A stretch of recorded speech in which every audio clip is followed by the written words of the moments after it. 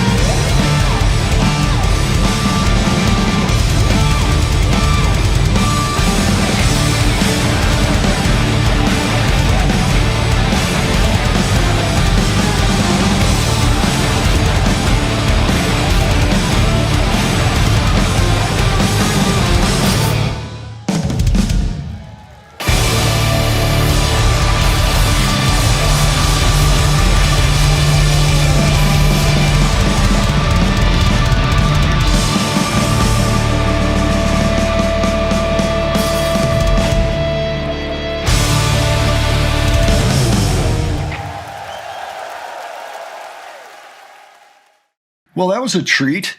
And there were a few things about it that were new to me, but what did you think, Adrian? Oh, that was an awesome tune.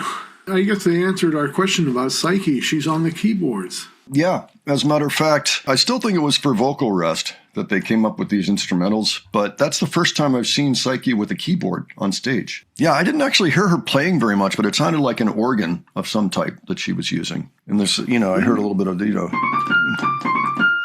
stuff like that in there. It was cool to see her doing that, but it was a first. How long has she been playing the keyboards? I guess that's my question to anybody that's been going to Band-Maid shows. Yeah, it's like I was afraid we get only one guitarist with the other on keys, but Psyche taking the keyboard duties is a perfect solution to that. Well, when I think about it, I don't think I've ever seen a keyboard on stage for Band-Maid. No. I think this is the first time. I don't remember ever seeing Miku or Konami playing keyboards.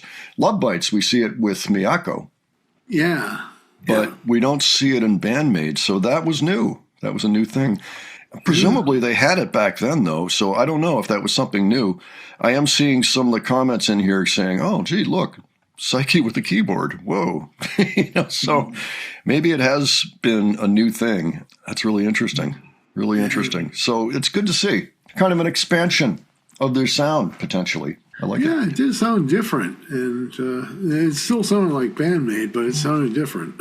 Nice. Okay, so the song itself, let me see here. Unseen World came out in 2021. Okay, so the song's been around for a bit. I don't know if it's been a standard thing that they play in concert other than maybe back then, or if they brought it back and added a keyboard or what happened there, but I'm just really curious. Yeah, I'm even looking at the personnel on Unseen World, and it says Psyche, except for there's nothing about keyboards anywhere. So could be a new thing. Folks, those of you that are familiar, why don't you let us know what the situation is there, if you have any knowledge on that, how this came to pass, and if it's something that's been around and we just never saw it before, or if it's a new development for Band-Maid. If it's new, that's awesome. But yeah, why don't you give your thoughts, and anything you think we missed, drop it below. We loved Konami's solos. They were incredible with the fingerboarding and everything. We liked the general energy. There was so much to talk about in there, really, but it was a nice, I'd love to have that on. Just great song. Some of that soloing, some of it, actually, it kind of brought back memories of Van Halen. Yeah, well, I'm sure that they play, the fingerboarding and everything, Yeah, especially exactly. if you start. That's what I'm talking about. Yeah, although fingerboarding is something that's, it's common, I know. I know. Van Halen, that's... Eddie started it, kind of. Yeah. Well, no, Steve Hackett was doing it before Eddie. That's true. It's about a 50-year-old technique now, so it's been around. People are using it left and right. So I don't know if she was necessarily looking at Van Halen, but she might have been. I'm sure she's aware of Eddie Van Halen. It's more a matter of what else was she listening to. And leave any suggestions below for us for the future. All right. And if you enjoyed this video, please give it a like. If you enjoyed the presentation, please subscribe. All right. Thanks so much for joining us today. We'll catch you on the next one. Take care, folks. See you all later.